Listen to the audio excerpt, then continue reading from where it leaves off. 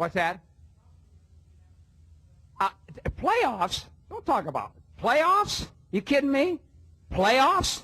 I just hope we can win a game. What's up, everyone, and welcome to Football Weekly, Week 11, where we are going to definitely talk about the playoffs. I'm Joseph Sims. And I'm Isaiah Wilson. And we had to go back out to Macon East because we wanted to see that horse that we did not get to see the first time we went out there. That was the main thing on our agenda coming out to Macon East. We're like, yes, they have a playoff game. Yes, it's very important. It's the first round. But we got to see that horse, man. We got to see that horse. So, yesterday, just getting out of practice, man. I'm just getting out of basketball practice. I'm like, man, I gotta rush because I gotta go see this horse. So I'm trying to meet up with him. We're like, yo, we gotta see this horse. We didn't see the horse. We didn't make it to see the horse. But we did get to see the first kickoff and the first drive, which had an up and down for Macon East. They got a fumble on the first play against Wilcox, and they recovered that fumble on defense, but the down part was that number 20 Lane Gorey did go down with injury, and he did not return for the rest of the game. And that not only was a big blow to their defense, but also a big blow to their offense as he played both ways. Yeah, when you lose a guy like Lane Gorey, man, that's just like you said, that's kind of like a Swiss Army knife, bro. Now you have to use, everybody and play them at, you could flex him. You could sit out certain players and make them play, their own respective positions. But now guys got to play both sides of the ball. Because, your key Swiss Army knife is out. Now you got to, readjust, replan, and stuff like that.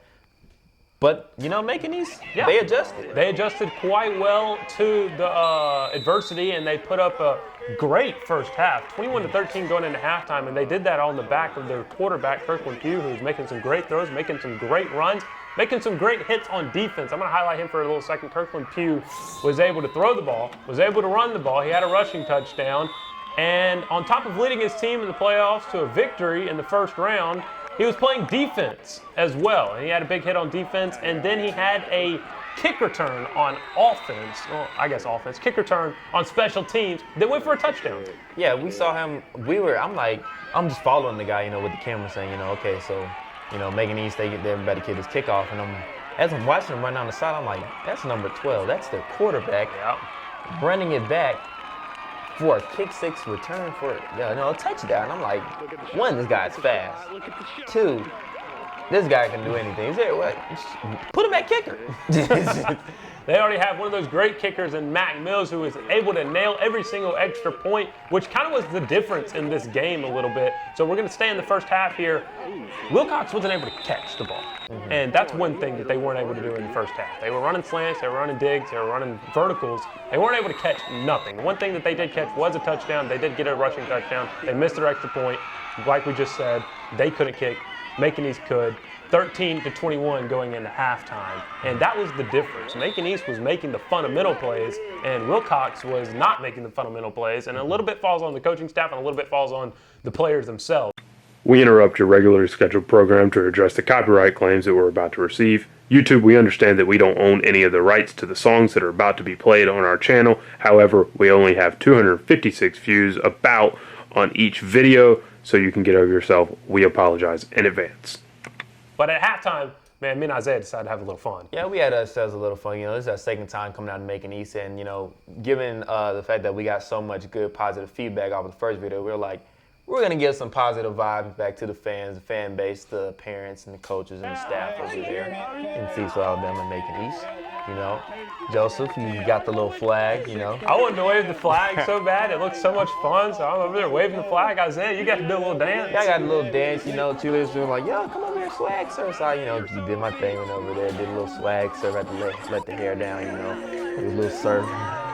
And then, most importantly, we got to see the little cheerleaders come back out. Oh, those are so much fun to see. They're fun, man. They can do more stuff cheering-wise. They can flip. They can flip, man. Some of these high school cheerleaders can't flip. We're not going to name any names, and we're not going to go too deep into that. But the varsity cheerleaders came back out, and they did their little dance. And another thing is, they did a different dance in the last game, which is so important. Yes. Because, you go to some of the same high schools, and you see the cheerleaders doing the same dance, same cheers. We're not knocking them, but No, we're not knocking them, but we're also elevating the people that are able to do something that others can't. Right. And so practice their routines, and sometimes their routines always get me because at the start of their routines, I'm like, man, I don't know where this is going. Are they about to tumble? Are they about to flip? Are they about to do a cartwheel, do a split, whatever. And then sometimes I'm thinking, oh my gosh, when they about to do stunts, I'm thinking they're gonna drop her. But they didn't. They have yet to drop any of their cheerleaders, any of their flyers. They make that cool formation. And they make that cool formation at the end. I'm like, this is nice. It's nice. Also got everybody ready for the second half, which was just as exciting as the first half. Oh, yes. So, like we said, Wilcox went down after making a goal line stop in the first half. They went down 21-13. What they were not able to do was come back in this game. Macon East was able to go back up 28-13, but then Wilcox tried to make a last little push, and it kind of fell on the backs of their coach. And when you're down 28-13 and then you score, and you can either kick an extra point and make it an 8-point game, or you can go for a 2-point conversion and make it a 7-point game. But analytics say go for 2. Common sense say don't go for 2. You don't go for a 2-point conversion for the first time. You wait until the very last play to go for your 2-point conversion. They went for the 2-point conversion. Then they were down by 8 or 2 scores actually, and it ultimately affected them. They did get another touchdown on the board, and they were down by 3, but 28-3 or 28-25 was the final score. Yeah. And it was such an interesting game as like the last play or the last drive. It came down. It came down to last play, and it was that type of game. It's that critical. Every play matters. And ultimately, I mean, Wilcox just came up short as they could not find the end zone on the last drive of the game. Mm-hmm. They tried to, the last play, which was kind of controversial, another controversial play, for coaching staff. They had one wide receiver at the top and then 3 down on the side. To me, I would throw it up where there's 3 of my guys. Granted, the defense is going to be on that side too, but there's a better opportunity, better chance, better probability of one of my guys coming down with the ball. They threw it over to the other side. Guy was about triple, double coverage. Ball ended up being deflected, and then Macon East took 2 knees, and that was the ball game. Yeah, that was the ball game, and Macon East walked away with the victory in the first round. And it was exciting to see. Everyone gets on their feet and yelling. It was one of those games where you're just really going to remember for a long time. As they did highlight a team that won the state championship back in 2000. Yeah, the volleyball team. They highlighted their softball team and their actual their football team that went, I think, 12-1. Mm-hmm. And won a state championship, the first state championship for Macon East. And now their team this year here in 2020 is trying to do the same thing in round 2 next week. But, man, we had a lot of fun out there. We saw a lot of big football. We saw a lot of big plays. And like you said earlier, every play is just as important as the last one. And we were able to see those important plays kind of play out, how coaching affects each game, and how kind of moving on to the next play. Like we mentioned, Kirkland Pugh had a great game. He threw 2 interceptions, but that didn't affect him. He was able to go out there and continue to drive down the field, continue to score, and play on defense to help his team get the win.